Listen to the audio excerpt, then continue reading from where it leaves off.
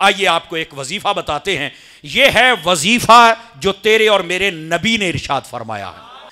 نبی پاک صلی اللہ علیہ وآلہ وسلم آپ نے ارشاد فرمایا من لازم الاستغفار، فرمایا جس بندے نے استغفر اللہ کی تسبیح کی کثرت کر لی اور یہ پڑھتا رہا، استغفار کو اپنے اوپر لازم کر لیا، بس یہ تسبیح پڑھتا رہتا ہے استغفر اللہ استغفر اللہ استغفر اللہ جب جب اسے موقع ملتا ہے، فرمایا ہوگا کیا؟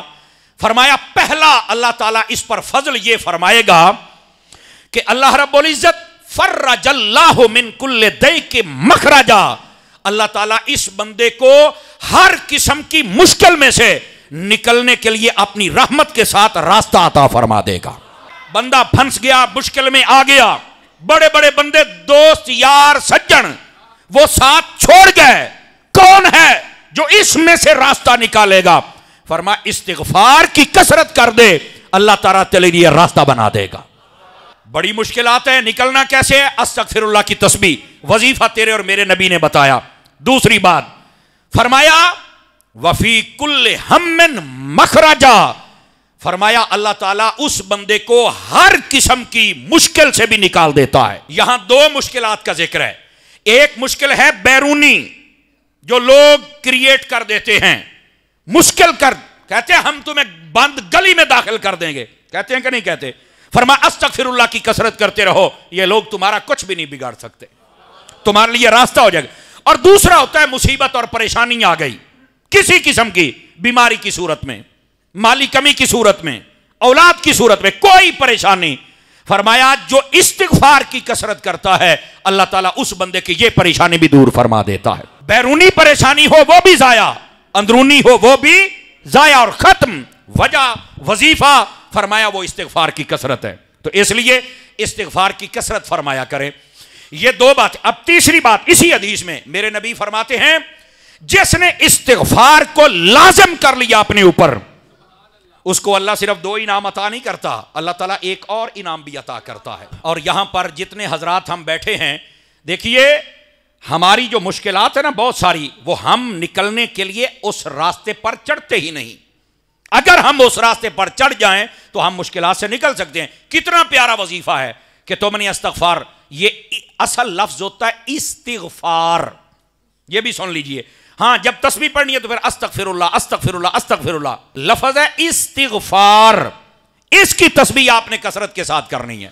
گرامی قدر حضرات، اس کا فائدہ فرمایا مشکلات بھی دور اور ہر قسم کی بیماری بھی دور.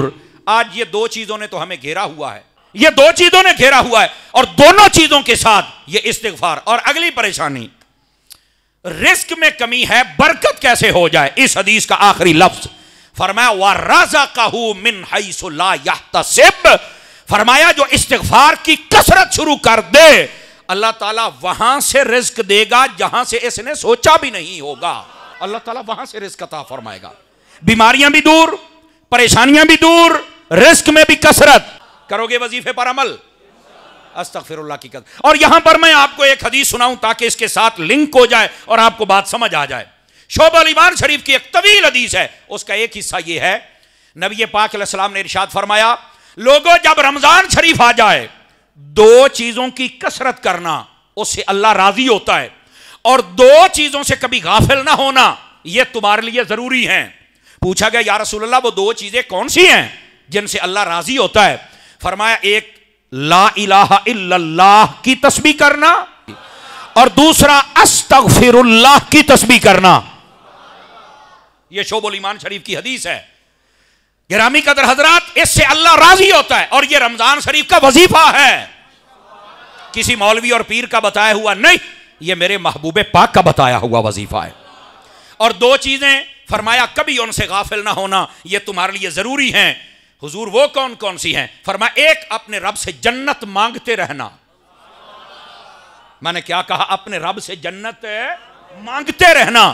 فرمایا یہ تمہارے لیے بہت ضروری ہے، دعا کیا کرو جنت کی. اور دوسری فرمایا اپنے رب سے جہنم کے لیے پناہ مانگتے رہا کرو، یہ بڑا ضروری ہے تمہارے لیے. دیکھو یار نبی پاک علیہ السلام کیسے امت کی تربیت فرما رہے ہیں. پہلی استغفار والی حدیث اور یہ حدیث، ان دونوں کو ملاؤ. رمضان ہے کثرت فرماؤ، وظیفہ ہے میرے آقا کا عطا کیا ہوا۔ اچھا یہاں تک بات نہیں، میں آپ کو ایک اور حدیث سناتا ہوں۔ مستدرک کے اندر علامہ حاکم نیشا پوری رحمت اللہ علیہ آپ نے اس حدیث کو لکھا، اور بڑی سننے والی حدیث ہے، جی میں کہتے ہیں نا بھی چس نو بھی چس آئے گی، مزے کو بھی مزہ آئے گا۔ شیطان کو جب اللہ نے اپنی بارگاہ سے مردود کر کے نکالا نا، تو اس نے اللہ سے کہا مجھے مہلت دے تاکہ قیامت کے دن تک میں تیرے بندوں کو گمراہ کروں۔ اللہ رب العزت نے فرمایا جا، تو نے اگر چیلنج کیا ہے تو تیرا چیلنج مان لیا جاتا ہے، جا تیرے کو جو ہندائی کر لے۔ شیطان کا چیلنج ہے، اللہ نے فرمایا جا تیرے کو جو ہندائی کر لے۔ اس نے پتا کیا کہا؟ اس نے کہا باری تعالیٰ، یہ اس حدیث میں یہ لفظ ہیں، کہتا ہے مجھے تیرے عزت کی قسم، مانتا تو وہ بھی رب کو تھا نا، کہتا مجھے تیری عزت کی قسم، جب تک تیرے بندوں کے جسم میں روح رہے گی میں ان کو بہکاتا رہوں گا، گمراہ کرتا رہوں گا۔ میرے رب نے آگے بتا کیا فرمایا؟ فرمایا مجھے میری عزت کی بھی قسم، میرے جلال کی بھی قسم، اگر میرا بندہ آخری سانسوں تک استغفر اللہ کہتا رہے گا میں بھی معاف کرتا رہوں گا۔ کتنا بڑا چیلنج کیا شیطان نے، کہتا ہے میں آخری سانس تک بہکاؤں گا۔ اب یہ مسکرا کر سبحان اللہ کہنے والی بات ہے، اللہ نے فرمایا تیرے کو جو ہندا ہے کر، میرا بندہ آخری سانس کے وقت بھی استغفر اللہ کہے گا میں معاف فرما دوں گا۔